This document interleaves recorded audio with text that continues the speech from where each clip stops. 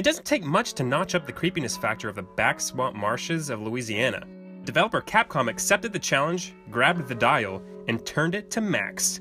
This thematic journey brings you through one of the most hauntingly unforgettable haunted houses you'll ever traverse.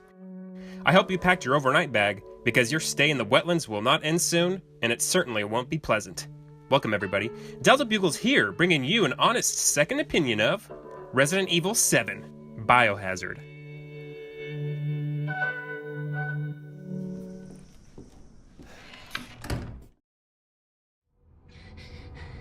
Ethan. You were right. I did lie to you. I shouldn't have.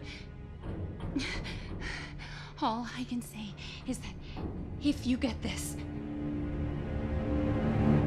stay away. My mother once told me that when you find your soulmate, you'd be willing to swim across shark-infested waters to save them. Shark-infested waters, sure, but a locked up and dilapidated estate with clear signs of some serious fuckery? I'm not so sure. Fuck! This was the question our protagonist Ethan had to ask himself at the start of the game, a question that obviously became answered as the players controlled him into the cockles of the deranged baker's residence and searched for his wife Mia.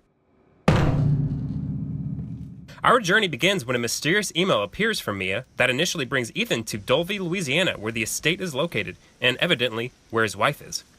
But here's the thing, she's been missing for 3 years. Not much is known with what Ethan has been up to through those previous 3 years, if he's moved on, how intensive his search for Mia is or was, but I found that the attitude he takes with Mia once he finally finds her didn't really come across as implicative of someone who reunites with their soulmate after having been missing for 3 years, and actually is alive and in one piece. You shouldn't be here. What do you mean? Then again, slight spoilers, she isn't exactly the most welcoming to him. You shouldn't have done that!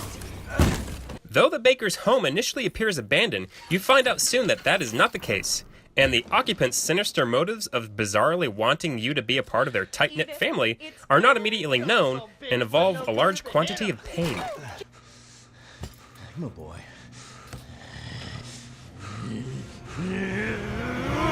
The better part of this game pits the players against these deranged members of the Baker family who are shrouded with mystery and have some fiercely dire and borderline comedic things to say as they try and hunt you down after you escape their clutches. The despairing hours that follow the prologue are some of the most tantalizingly horrific and often gruesome sequences that I've ever experienced in a horror game.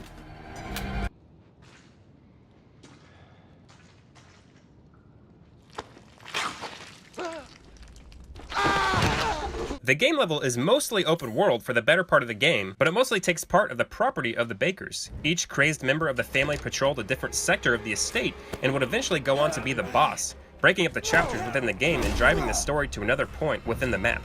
Nice car, Ethan. Throughout the game, you'll encounter VHS tapes of previous wanderers within the property that allow players to take control, which added a unique immersion within the game. So, why are we in hell this time? Do you ever prep? I don't go out of my way to play horror games, but I absolutely have to give props to Capcom, as I was immediately wowed with the premise, presentation, and design of this game that I believe sets a new bar for survival horror. Review over, right? Well, not exactly. There are a couple of major gripes that I had in regards with the story and presentation here. As I alluded to earlier, one of my main big beefs that I had with the core narrative was the fact that Ethan seemed relatively mad at Mia throughout the better part of this game, and it sort of made the reasoning as to why you were doing what you were doing a little less believable. What is this place? What'd they do to you? Not now. We need to get out of here first. That's more or less forgivable, as they pretty much convey the fact that you actually can't escape as all exits are sealed, but it's still something that stuck out at me as I played. Ethan never really seemed super jazzed about saving Mia, and he also never really seemed super adamant about escaping himself. It was just a little strange there. Hey, you gotta help me. Hold on, back up. Now, sir, do you live here? Though worth noting, that was actually one of the more smaller gripes I had. The bigger gripe I had with this game was, about 80% of the way through, the tone and story took a major shift. Without getting too spoilery, the player ends up eventually being given a choice that ultimately doesn't change the outcome of the game at all. And, after this choice is made, the player is taken completely to a different area, where the story had taken place up to that point plays out in a completely different way. It's almost like a completely different game. Right as Capcom had me convinced that they boldly went into a new direction with the Resident Evil franchise, the last part of this game illustrated to me that they couldn't help but fall into the tropes and lore of yore, and it just became unfun and unscary. In fact, I was just wanting the game to end at a certain point. It honestly left me pondering what the hell happened in development that led to such a jarring and disjointed holistic presentation. Luckily, the vast majority of the game is fantastic, but it's definitely an everlasting score I had on this title.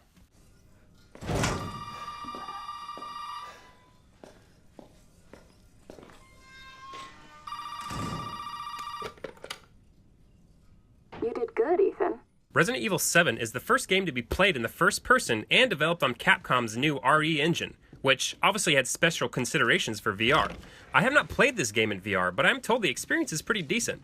And it was clear that, even playing in regular format, that the game was given special cues to be more impactful for VR users.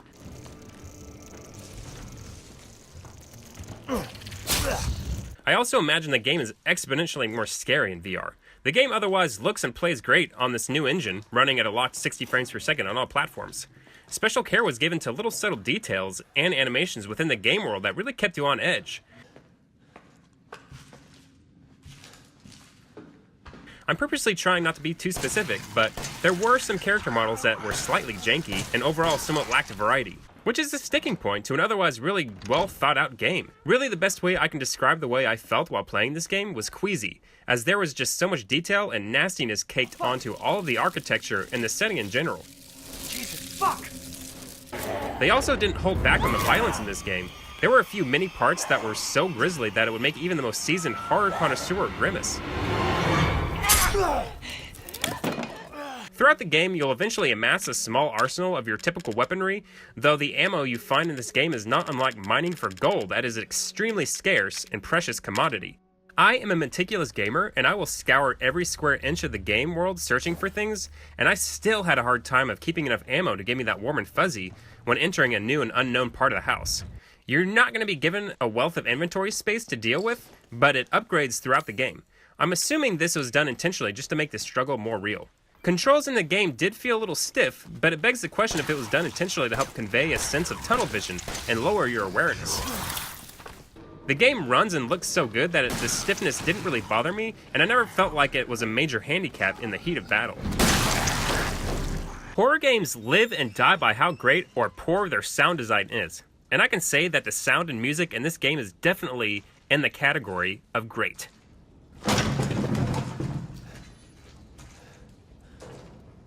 Silence is a powerful thing to wield in a game such as this, but there's something indescribable about the way an orchestra can get your hairs to stand up by layering into the experience, and it is done so seamlessly here that it's worthy of praise.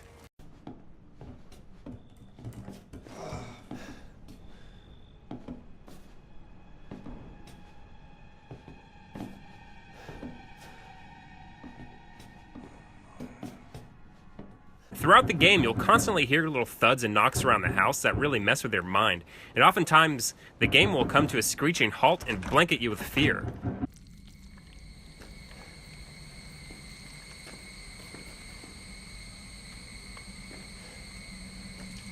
Because the lack of ammo and the amount of health the enemies you encounter have, RE7 is a hard game, even on normal.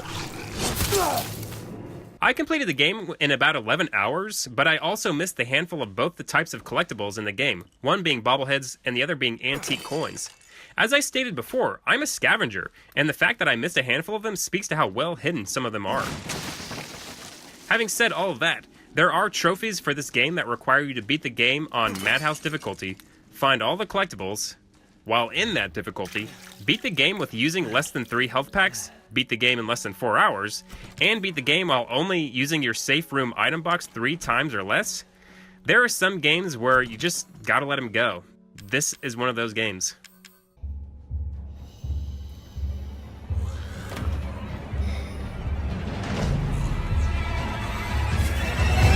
The main question I'm sure people will be asking is this game scary?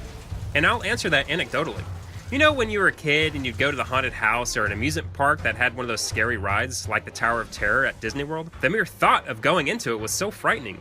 Walking up to the ominous structure, going through the creepy halls, listening to the haunting sounds, feeling your pulse pick up, your stomach flutter, and your palms sweat. But once you actually got going on the ride, an overwhelming sense of relief washed over you, and you started to become fun and exciting instead of scary. That's how I feel Resident Evil 7 is. The first couple of hours were chock full of fear and dread, but you eventually became somewhat immune to it as you played. I still got the creeps, and the game still, quote, got me at some of the scares, but I wouldn't put this on the same level as, say, Dead Space in terms of psychological trauma you had when finishing the game. Still, the game was a nice change of pace, especially in the first-person shooter space. Only made more unique was the VR hooks and the creepy setting. I was originally set on giving this game a B-, which is shy of greatness, but I feel as if I need to recognize that the game as a whole really is a solid product and an amazing experience despite my beef with the storytelling. So you guys know I rate my games on a letter grade basis, which leads me to my score of Resident Evil 7 Biohazard as a B. It is a great game. I will be open in saying that the things that really soured me by the end were the repetitive enemy types, bizarre story, and the complete 180 the game took towards the finale. I can't wait to see what Capcom does next for this franchise though. If you want a really different first-person horror experience and a unique setting that will punish you, Resident Evil 7 is that game. What the fuck? Thank you for watching, and I hope I've given you a useful second opinion. Have a wonderful day.